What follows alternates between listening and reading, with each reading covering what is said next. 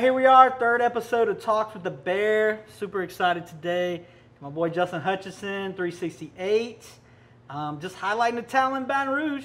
One of the best in the business. How you doing, Justin? Pretty good, man. Thanks for having me once again. All right, where are we at today? We're at my office, actually. It's the COVID office now, as we call it. Not many people are working in here because of everything that's kind of been going on in the world, but, you know, I still get to come in here most days. It's real quiet. Get a little breakaway from my normal scenery at my home office. So today we're in here just chilling at the 368 headquarters. Okay, 368 office in Mid-City, Baton Rouge. Big plug. You guys know I'm big. Loving Baton Rouge. That's what this series is all about. And here in Mid-City, this is where it's happening. This office is great. And so we appreciate 368 crew. Kenny, Jeremy, I know you're going to watch this. Everybody for letting us use the office today to highlight Justin. And so how'd you get started at 368? Tell us a little bit about your story. Kind of intro this here. And I hear it might be an interesting one. Yeah, it's a wild story. It's not linear. It's not like the typical kid went to LSU and graduates and then ends up at 368. That's what a lot of people think of my story, but that's not what happened at all. So I guess if I'm gonna tell you about my story at 368, I gotta take you back a little bit though. And I'd say take you back to when I was like a baby. So all my family's from Jamaica. I'm the first generation in the United States. So my mom came here to basically have me, and about 1995 she moved to Louisiana. I was born in 96, so I just told you my age. But yeah, so I came up out here, went to school at Christian Life Academy, which is no longer a school, sadly. But R.I.P. R.I.P. to Christian Michael Life. Clayton, we know where you at. That's one of my mentors, so that's a part of my story too. I mean, just coming up, my family ended up splitting up because my dad had did some stuff and my mom got divorced. So then I started splitting my time between the two, and you'll figure out why that's kind of important as I go along. But yeah, really started getting into football and sports in general. That was like my bread and butter, and that's what I really wanted to do. It was become like a professional collegiate football athlete. So freshman year, I'm finding out like, yeah, I made the squad. I'm gonna be next up in line to, you know, kind of take that torch. And right whenever I found that out, I mean, me and my dad, we hadn't had the best relationship the prior year. We found out that my dad had 2 golf ball sized tumors in the side of his head. And that was a crazy thing that happened to me at 14 years old. And the reason why I always talk about it is because it's like my life as a 14-year-old changed. Like I'm no longer that same innocent kid who's like just trying to have fun and, you know, chase girls and the whole nine there. I go from being that to like now my dad has terminal brain cancer because once they took out the tumors, that's what it was. And like, you know, he's going through treatment, radiation, chemo. He's forgetting my name. I'm giving him baths. He's wearing diapers. It's the things I wouldn't wish on my worst enemy, but it all made me stronger and kind of got me to a better place. And man, I had that fighter spirit, started playing ball and picking that up, got really good. Senior year, I'm set to make my commitment, and I was going to commit to Nicholls State out in Thibodeau. And then what I found out was right before I was set to make the call to basically tell coach I'm coming, my dad was in remission from his cancer for like the year and a half before, and he was supposed to die after the year and a half mark, but he entered remission. After that, so I'm thinking everything's good. I'm like, I'm about to make this call to commit, and then my dad calls me. He's like, son, the cancer's back. So for what you might know about cancer, like the second round's a knockout punch usually. So yeah. I tell you what, my dream once again, like my life as an 18-year-old now is no longer about going to play college ball. It's about taking care of my dad. So I didn't call coach. I ended up not playing college ball. Took care of him till he passed away about a year later. Came back and he wanted me to get back into school because I was at BRCC while he was kind of going through his last little things. Messed up a semester, and I transferred to LSU whenever I got back because I know he wanted me to kind of pursue my education. Started working at a local Smoothie King, where in just a few months I would go on to like run multiple locations and be like a manager. So it was like I grew really quick there because people really got a feel for my energy and how I'm as a person. Like I don't know a stranger, so pretty much the same vibe there. And one of my regular customers was Kenny Wynn and Jay Barrows, which is the former director of partnerships. Right. Those guys gave me a shot as an intern, and from there, man, I've been ripping and running. My current title is partnership coordinator, but basically I handle all of our new clients, all of our new agency relationships funnel through me at some point in time. And yeah, that's it. Smoothie King to now running one of the best agencies in the state and in the nation, if I'm being braggadocious. But wow, that's crazy. Awesome. Yeah, and we agree. Obviously, we're huge fans of 368. Shout out to Shelby, this logo, those products of that, right? And our success is greatly tied to Kenny and Jeremy and their team, and how you guys have really helped us as a company, and we love to give back. Hopefully this is a give back thing. because you've been so vital in our success and in helping me as a business owner with my team and all that kind of stuff. So, of course. But that's an awesome story from you and your perspective. And so I guess if I could probe a little bit, how did that really, you said it changed you a little bit. Yeah, and, you know, one, obviously, you know, with the situation the first time and then the second time and I guess sort of giving your dreams and what you had for somebody else. I guess how does that feel now for you to be, I know you did that in a space where it was important to you. Yeah. And now I feel like you're really thriving. You're a successful dude. And I think some of that is you've been through that grind. Like, how did that really shape, like you said, from Smoothie King to this agency, and that hasn't been for that long, to where you're at. How did those times really impact that directly? That's crazy. Something I've been thinking about a lot more recently, actually, just as I've been able to become successful these past couple of years. A lot of people sowed seeds in me. And I thought about it whenever, like now I actually train kids, like, so St. Jude Leadership Society, I actually train a lot of their students and just all over the place. I've been helping out a lot of younger kids just figure out exactly how to tap into that. Like, what's the essence of how does that pain bring me to the point where I am right now? And if I had to focus in on an exact moment or, like, I guess things that I prioritized, whenever my dad died, we had to bring him back to Jamaica to bury him. So while we were in Jamaica for that time, I basically spent, I want to say about an extra month and a half to 2 months just literally like focusing on myself. Like the idea of self-awareness is like, it's so overdone a lot of times, but it's really critical. Like to really think about what you have to bring to the table and how you want to manifest that in your life. And like, cause that's what people are going to grab onto. Like the more you know yourself, the more other people can get to know you. And then being willing to share that and articulate it, like it's so critical. So for me, I really prioritized self-awareness and figuring out who the hell I was during that time, then being intentional, like just intentional with everything I did, with my time, with who I kept around me, like my friends. Like I wanted to make sure I was keeping people who were pushing me forward. Like if you hang around people who look at you like you're the idol, then like, or like you're the best thing ever, then you probably need to find another set of friends. They say, like, you know, if you're the smartest person in the room, you need to get the hell out of that room. Right. So I started looking for new friends who I felt like were where I wanted to be or had traits that I really wanted to exonerate in my life. And then lastly, relationships. It was self-awareness, intentionality, and relationships. Like, I don't believe that a single hand I shake has no value. Like, every person I met in my life, somehow, some way, some shape or form, really helped transform me. So it's like, I think about it. Like, if I would have ever looked at Kenny and Jay like they were just another transaction, if I was just like making their smoothies and putting it on the table and like they went about their business, I wouldn't be here. Right. But the fact that like I took the time to get to know them and, you know, figure out what they do, what are their goals, what are their ambitions, while also bearing my truth because I'm so self-aware, then like that's how I'm here. And it doesn't change. Like now I'm at 368 and I'm in this role that I'm in. I'm the same way with clients. I tell them the deepest pits of myself. I'm like the most human person in business development and sales, so to speak. Right. Like, and that's what I pride myself on, man. It's like I just care about like helping people, being intentional with my interactions, my time, and building relationships. So damn, that's gonna be like this is right now, but this is gonna be on like TV later. You know, Barbara's gonna be asking these questions. That's the answer gonna be given. That was phenomenal. Thank so you. In terms of really one of the best responses I've ever heard. How did that play into, or does that continue to play into your brand? I mean, I know a lot of times I've talked about a company's brand and people think about that. Do they fit into the brand of the company? And really the idea today of our generation is everyone has their own individual brand, whether that's for a company, whether that's just your relationships in life. And so you talked a good bit about the things of finding yourself. How does that play into what the brand of Justin is? That's crazy. 368, like it's really crazy you're mentioning all these things because like 368 definitely pushed me to have my own personal brand. They were like, yo, yeah, you may work for 368, but like you're still Justin Hutchinson. And even my peers and my mentors, they're like the same thing. They're like, yo, you have to be bigger than 368. Like, what do you stand for? And how do you let this stuff live through you? So like I said, for me, self-awareness is just a constant pursuit. It doesn't end. So just constantly trying to find out more about myself and how that lives in my personal brand. Like, honestly, that's what I'm training these kids on nowadays. Like the next generation, I feel like is going to be where you see a lot of the benefit of who I am as a person. I talk about in like a lot of different things about how I'm trying to build a new mold for what like a young African-American male can be. Because for the longest, I was boxed into that like, oh, you're going to be an athlete because you're 6'4" and athletic. or oh, you're gonna be this, or you're gonna be that. There's like a lot of predisposed titles, including negative ones, such as like, or you're gonna be a drug dealer, or like not a plant, like not that a plant worker is bad, but like you're gonna go work in a plant and like have this basic job or doing whatever it is that you're doing, you know.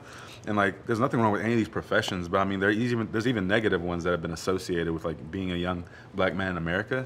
And I'm building the complete new mold for what you could be. Like, I want kids to look up one day and be like, hey, I want to be a professional marketer.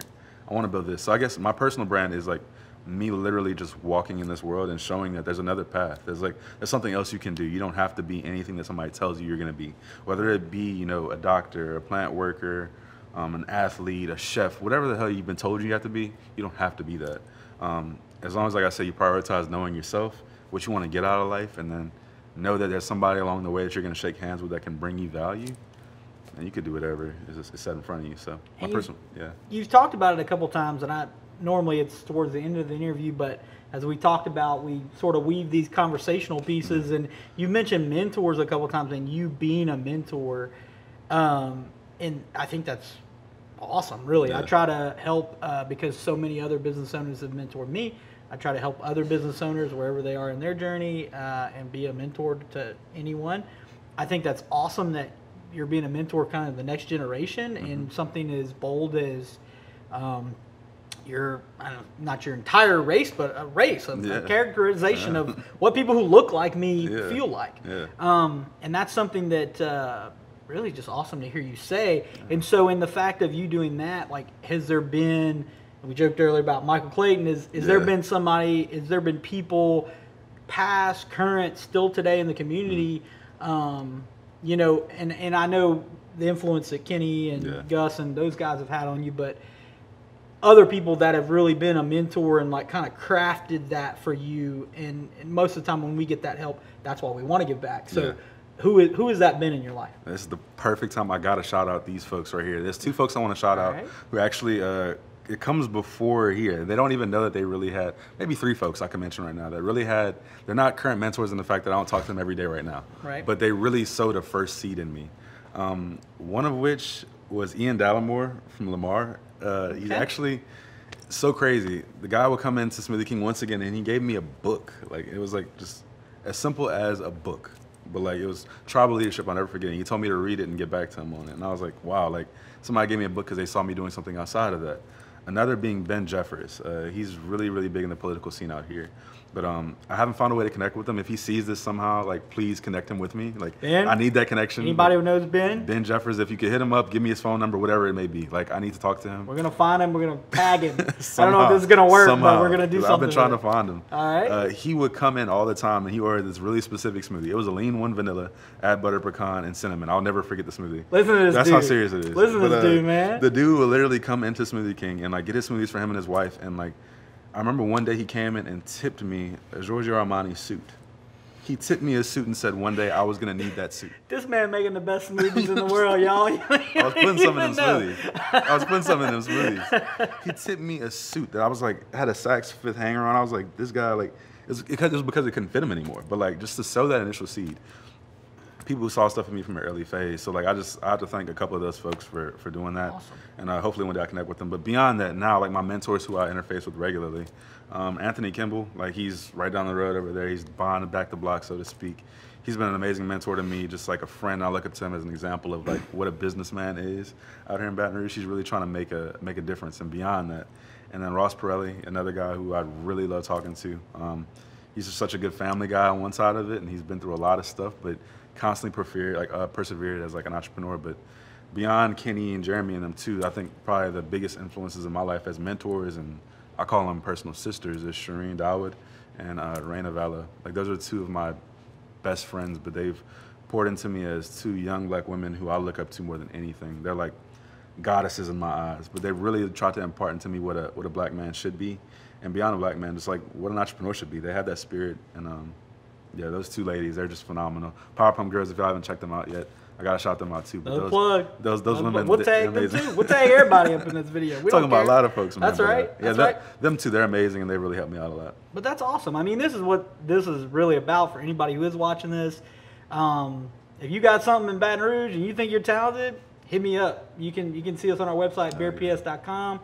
Really what I'm about is highlighting this great city. And I think that a lot of people say, I've said this before in one of the videos, man, Austin's cool, man, New Orleans is cool, man, Dallas is cool, San Fran's cool. I think Baton Rouge can be cool. We have a lot of talented people, and I think if we work together, we can make it an awesome community. And so 100%. You're doing that. You're making that happen, yeah. All right? And so you just talked about in terms of buying back the block and those aspects that some of your mentors are doing. Mm-hmm. What are you passionate about in this city? You know, we've talked, and it's a great perspective to get from you. You know, Jamaican family, growing up in Baton Rouge, it's a perspective obviously I don't have. And we've talked before about a united Baton Rouge and what that looks like. And where you come at that angle and how you're helping with that. I just want you to talk about that a little bit in terms of we're all doing our part in a different angle, but I want to know how you're doing it. Yeah, it's crazy. So at the agency, I mean, I have my own roles to play as far as diversity and inclusion. As far as that goes, that's one thing. But beyond that, I've definitely been trying to push outside of that. The community is definitely a big focus for me. At the very beginning, right after George Floyd struck, and that was like the biggest, you know, that was an epiphanic moment that I think that we all kind of needed, just to kind of be like, whoa. This shit is really fucked, excuse my French, but like it's really, like this stuff's really, there's a lot of stuff going on, you know? Yeah. It was a light bulb moment for a lot of folks. And I think after that, I was really just torn as somebody, really, if anything, I was brought with fear. There was like a lot of fear of what could happen to me, because I know what I am to the community, I know what I'm becoming, but like at any given point in time, like the story of Justin Hutchinson could be ended abruptly. And it's not even that it's about like police or racial violence, just like in general, like my life can end for something that's not by my own hands, like quickly. It has nothing to do with me. And that was a really scary thing to think about. So right after that, a lot of the team here empowered me to have a conversation with our local government officials, and I had a private convo with the mayor, the chief of police, and the DA. And we talked about it. It was like right out the gate after George Floyd. I'm talking like a week and a half later, when everything's still fresh and they're not even making their statements to the community yet. We had a private conversation, and they basically told me how everything works, and it was amazing for me to hear that. And then now I'm able to go back to the community and all my peers and tell them like, this is what they're dealing with on their side. And then that's one thing. I try to have those conversations often about like what they're facing, because I know that law enforcement, they get a tough rap. I mean, it's not the easiest thing ever. They're going through it, and I know they're trying their best. But that doesn't mean that there's not any bad apples that don't need to get sorted out. That's still, of course, the case, and the system still needs to be worked on. So I like to get that perspective from other folks, and then I host talks too. I did a webinar just recently with Adrian Parker, who's the global vice president of marketing for Patron Tequila. And I know that sounds crazy, right? Like Patron Tequila, like what does that have to do with anything with racial tensions and stuff? But the guy, he's like really, really on that forefront, talking about racism and how people respond to it and how that all kind of works. And we had a whole conversation on basically the common responses to racism and how folks handle it and ways that it exists in corporate structures. Because we're not the biggest nightmares to be in an office space dealing with this stuff. It's like, oh God, human resource nightmare waiting to happen. So he really kind of helped tackle that. So I think having those conversations and educating the community and then people beyond just the Baton Rouge and Louisiana ecosystem, just like nationally, like, hey, like try to give them answers. Because the beauty of it is this: none of us know the answers. We're just trying to figure it out day by day. And I don't mind sharing my learning and like me having conversations with other people, because then they learn and they adjust how they move too. So I guess the best way to say how I'm moving forward on the race forefront is just having conversations, having dialogue, because it's the most important thing right now. And letting other people get in on their dialogue and learn what they can, take their bits and pieces, and then share that with others. Take those resources too. Well, and I agree. I've told this to some people before, but the aspect of and there's nothing wrong with the community I grew up in. I like the community I grew up in. I like the people there. But obviously it was a rural community, and perspectives are the same perspective if everybody lives in the same street. Exactly. So when I moved here to Baton Rouge and when I started the company, I really made it a forefront to not only have those conversations about race relations, those ideas, but the community dynamics here, our education system, our government system. Very important stuff. And just having the dialogue has taught me so much. And so for you saying that it's shifted the way I think about a lot of things. And it's also given me a perspective of other people that maybe I don't share this idea, but I understand where this person's coming from. So for you coming at it and saying the same thing, it's something that I obviously can respect. And something that we should all, strive to do, obviously. It's the best thing we can do for our community to benefit it is to try to be a community. So that's awesome. It's a feeling thing too, man. It's like just like you mentioned empathy as like a vehicle. Right. Like really that's what it is. Like your ability to you don't have to go through the same experiences I do in life. Like how you came up, there's nothing wrong with it. There's nothing wrong with how I came up. The problem is like not seeing where the other person comes from with it. Whenever you don't have the empathy and you can't feel for each other, you be like, wow, I didn't have the same opportunity as you did. And it's like, oh, yeah, I didn't have the opportunities that you did. But, like, oh, it's neither of our faults that these opportunities didn't exist. Like, it's just the way it was before us, I think that feeling thing that you just mentioned is so critical. And, like, the fact that you're even willing to have that conversation and get outside of yourself and everything you've seen, that's the first step for a lot of people. So, and I'm going to go back a little bit to something. You talked about the mentors, you talked about everything. And I want to just say, like, we joked about it, but, I mean, we've all been to Smoothie King, right? I mean, Smoothie King is a great company. They do a great job. It's the best smoothie that I would get. I'm just going to plug that. We might tag Smoothie King this. We don't know. Tag Juan Kim. Juan Kim's a good mentor of mine. That's right. We'll tag him, all right? But the impact that you had from serving people smoothies, I mean, I don't think it was by accident that they came in and said, hey, this dude waits with me with excellence all the time. Yeah. And so you talked about it with your brand a little bit in terms of that now comes into your new work. Like, what I know you then that hustle and that same grind is like in your everyday work, right? Yeah, right. So what is the success from that? Are you I know it's been very demonized for us to like success and like awards and like ideas. I'll say shout out to anybody awards out there. I like awards. I'm just going to go ahead and tell you. Give my dude an award. If I get an award, I will accept it. I'll give a great speech, a toast, all that stuff. I'm great at toast. But like, what is success for you? I mean, and it could be an award. It could be just how the vibe you get from your clients or the people you work here. Yeah. Maybe I set that up really long. I'm aware for people watching it, but it's a very generic question, but I think it can be a very detailed answer and just kind of feel your vibe on that. So yeah, like I guess when you say like, how am I trying to measure my success? I mean, for me, I think I'm not really worried about like the awards and all the other accolades. I really, really believe in my heart because I'm a living testament that like, that's all, any success that comes to you is kind of like a byproduct of being a good person. And like, if that's how you are as a person, then chances are you'll end up successful in life. Right. But if I'm gonna be honest, I'm gonna capture it as not hokey as possible, but like this is just really what I feel.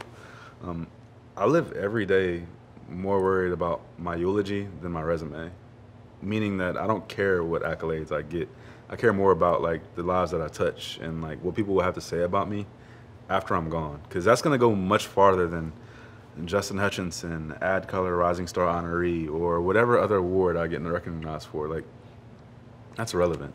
What matters is the fact that you're going to leave here and you're going to have a story about like how you felt when we talked and how remarkable of a person you think I am. And same thing for you. Like, I leave with that story.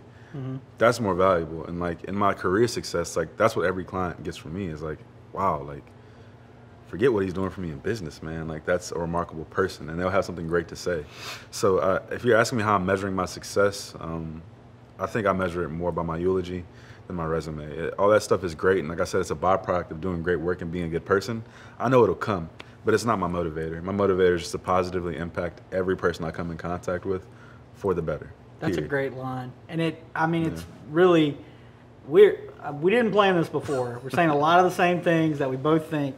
I had a point in my life where we joked about it earlier, me teeing off on somebody or yelling or whatever. I had a point in time where I had a much worse temper in my life, and I thought about that one day, and I thought about, did I want people, when I was gone, to say, the joke at my funeral was that I would blow up, or I was angry, you know, and it really did impact me. It's a great way to think about life. Somebody may say it's morbid, but I think it's a great way to think about it. Of what is the impact you want to have, successes and ideas. I mean, unless it's a president of the United States or it's Vanderbilt, I mean, we don't really remember the success. Can anybody tell me? I don't know who created the camera that Aaron is shooting this on for us. We don't know. But there's somebody that they impacted, and then that generation impacted somebody else because of that. And so I think that's a powerful message. That's 100%. Really awesome. So in terms of that, you mentioned what your clients get from you. Is there kind of I know this is talking 368 a little bit, but you are, for intents and purposes, I say that wrong every time. It's not intensive purposes. Wait, it's not intensive purposes? I don't think it is. Wow. Maybe it is. Somebody will let us know which one it is, because I still say intensive. I typed it out all the other day. All intensive purposes. Anyway, you are the face of partnerships here. Yeah. And so what is an ideal partnership? Who are you servicing? What is your ideal client? And I'm stealing this from 368, info, times, and talks. Yeah. But, I mean, what does that look like now that you're the person that's making that happen? So, I mean, first and foremost, I guess shout out to 368. They really, I call it bold, but they put a young African-American male at the forefront of their business, like to market it and get other people to get in, so like other brands, whenever they come to us and, they're trying to contact our agency, they see me on a call and they talk to me, and it's like, it's crazy that they really trusted me with that much. So I have to always thank them for, giving me that much leeway and really trusting me to bring in the right clients here. So I guess if you say what I'm looking for, it's really crazy thing about it. We have a tier structure as far as some different things we need to meet, like from a budgetary standpoint, from a timeline standpoint. But the things that really matter to us is like, you respect our team. Like, you won't ever say anything offensive to them, and you'll show them love constantly. You'll give us candor. Like, you have to be willing to be real with us. You have to be willing to be thoughtful with us. And just generally, like, I look for somebody who I feel like, we would vibe with. I have a good pulse on the vibe and culture here to know what, like, can be accepted and rejected. So with each client, like, a lot of times you hear about, like, like these sales guys are just hungry. They're trying to get whatever they can. Like, it's not really about that for me. Like, we're going to have business regardless. God willing, God say the same. It's just more about, like, who we bring in these four walls. Is it somebody that we really want to have on our roster, who we really want to work with, and who we enjoy kicking it with? Like, when you get on these projects with 368, it's a long process. We take our time. We're really thoughtful and try and be creative. So, like, that process, it's going to be a lot of back and forth, a lot of conversations. The way I like to think of it is, like, for instance, you're married, right? You have a wife? Mm-hmm. Okay, so you picked your wife knowing that you're going to have arguments. And you're like, oh, yeah, like, we're not always going to see eye to eye, but we're going to argue and we're going to get to a place where, hey, we're good, we love each other, and we're still rolling, right? Same thing I look for in clients. Like, I got to have that same relationship vibe, like, yeah, I'd marry you. And then from there, we move forward with it. But I mean, they have to feel that same vibe. We're trying to date them just as much as they're trying to date us. And then find a way to make it work. Like, it has to be mutually beneficial. But the money and stuff is secondary. I mean, you have to meet those standards, but you really got to respect our squad and, really be a good fit for us as an agency. Right. Well, and I can definitely get the vibe from knowing 368 and knowing you is just kind of that fun, chilled, but also can do great work. I mean, I will say, you got a project, you got some branding, you need to give a speech, this is the agency you need to call because I'm biased. I'll tell everybody I'm biased, but the traditional way of doing marketing and branding, this isn't it. This is better. Yeah. And it really has been successful. And hey, I mean, if you think you're smarter than Todd Graves, I mean, go ahead. It's fun. Mm-hmm. Brandon Landry, whatever. They don't know anything. It's fun. They only use 368. I mean, people across the country name it the best agency in the world. It's fun. I mean, if you don't think that's important. So at Bear, if you're asking me an agency, you don't even need to call me. This is the one to call. So that was all business. That was your great story, which is really even, no offense, but was even more phenomenal than I thought it was going to be. Thank you, man. You undersold it a little bit. So now we're going to ask the hard-hitting questions, and it's a game that he's not been prepared for, that I like to play, called Better or Worse. All right, let's do it. How does it work, though? What's the rules? Well, it's sit down for it. I say it's something better or worse than something else. Okay. All right?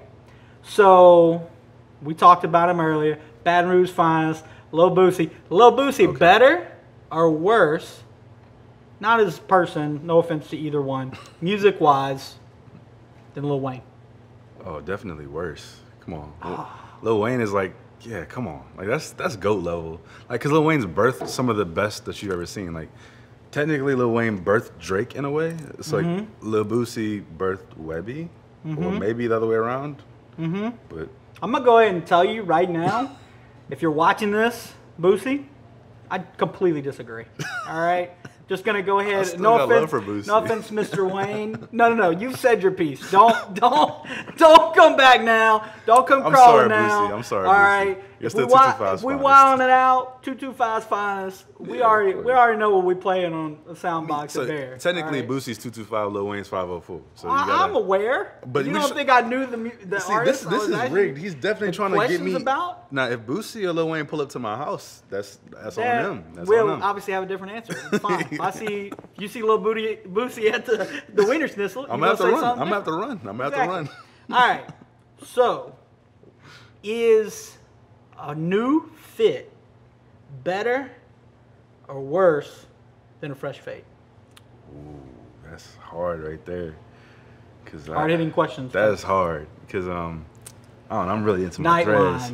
I'm into my threads, y'all. I'm into my threads. I like having the freshest fit possible, but I ain't gonna lie. Something about that. So the thing is, it's like the fit will only give you so much confidence. Right. But the haircut, oh man, I could wear a t-shirt and some basketball shorts and have a haircut, and I'll still be the finest thing to walk in the room. So I agree. I'll definitely say that the haircut's better than.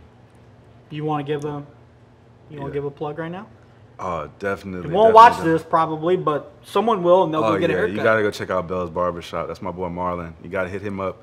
He's one of the best in the city. Just opened up his own joint, and then also my guy Brandon Landry, different Brandon Landry, but he's who cuts me right now. Brandon Landry cutting hair, exactly. walk-ons, you know, different ones. Yeah. different ones. Listen, you can check him out at saybucutting.com. But both of those guys, I kind of shuffle between. They're both phenomenal barbers. All right. He's trying to get me hooked up, trying to get me going. I told him you got to get a fresh fade. I got to work on my fade a little bit. Got to get the fade. We'll work on it. All right. Yeah. So, better or worse person? That's not the. I did that last time. That's not the way this goes. So is this? We're not gonna say better or worse because we like both of these people. Mm-hmm. But if you're chilling, Okay. is it better to chill with Kenny or Jeremy? Bro, you really trying I'm to hurting somebody's feeling. I'm getting this man no. fired. Oh no, dog. I ain't gonna I'm getting this man. I'm getting this man. I choose to abstain. He's from that abstaining. question. I'm abstaining from And that you question. know what? I'm gonna abstain too. That was just a plug for me to say we love both of you. You guys are the best. Please, yes, they're both awesome. Both Brodies. We couldn't even answer that question. All right. I can't pick because I wouldn't have a job after that. I wouldn't be Justin That's Hutchinson right. 368. That's right. That was a test. You passed. Too loyal, man. All Too right. loyal. So, after we've asked the hard-hitting questions, is there anything that people need to know about you from a personal interest standpoint? What is something that you, Justin Hutchinson, people don't know you love, that you love and you just want the world to know? Shout out to our boy George at Elephant Realty. His was plants. Yeah, plants. He loves plants. The man loves it. That's crazy. 45 plants in his house. We still don't get it. But what you got? You got something that the people need to know? 100%. It's Black Friday coming. People might be buying you stuff. I don't know. If you want to ask me that, PlayStation 5. That's PlayStation that's on my list for sure. I was definitely PlayStation 5. All But right. as far as my personal interests go, I think I'll say like two things. Before I want to be anything, before I don't even want to be a football player, I want to be a chef. So cooking is like, I can whip up some of the most crazy things you've ever seen. Really, like, I'm diverse with it. So I'm like probably one of the only black dudes you'll see walk in a restaurant, like an Asian restaurant, that's authentic and like request the most authentic dish from that place. And they'll be like, how the hell do you know what this is? And it's like, oh no, I know my food. So I'm a serious foodie, and I love preparing it just as much. And then outside of that, definitely music. I'm a big R&B junkie, so I love like the underground R&B scene, like the people who are up and coming. So a lot of times I'm finding new music artists that I'm like, okay, I can see this person blowing up in like a year or like maybe less. And I'll tell my friends, and they laugh. Hunting. I'm hunting for them. And like my friends will always laugh at me, and I'll be like, okay. So far I've bet properly on like 3 people. I bet properly on Drake, because whenever Drake first came out, he was Degrassi. So I was like, I heard his first tape ever, and I was like, Drake's gonna be one of the best rappers in history. You heard it here first. First Right. man to say I don't say all Drake. that. I'm going to say it. ahead. He's not saying it, but I'll say it. But I First was man. definitely one of the first One of ones the for sure. first. One of the first We'll for call sure. it. Then Travis Scott. Everybody knows Travis Scott now, but me and my friends were listening to him before he like really was anybody. Like when he was a dweeb. And then most recently, this one right here is hokey. I don't even listen to him anymore, but I mean I still do. He's actually pretty fire on a lot of tracks. But Jack Harlow, like he blew up recently, and I was like, I told y'all forever ago, Told y'all. this boy's gonna be good. So I think music in general, I love finding like the new artist that hasn't just popped yet, because they're making like their best music. Like, 'cause Right. once you get with the labels, that's whenever the creativity starts to go down. So I like finding those dudes who are at the peak of their creativity before they blow up. All right, so the next show we're going to start is we'll just play R&B. We'll cook stuff together in the kitchen. Because I don't know if you noticed, but I can cook, not just eat. I can cook, all right? So that's important in me, to have friends who like to cook. So that's what we'll do next time. All right? I'm with it, 100%. So this is episode Talks with the Bear. Justin, thanks so much for your time today. We enjoyed it. This was one of the best we've done. Yes, I don't say that to everybody. Actually, I know he means it too. I might say that to everybody. But it was amazing. It was phenomenal. Thanks for your time. Thanks to the 368 crew for letting us use it. Everybody, this is going to go all over our social. You all going to get tagged. Look out for the next episode.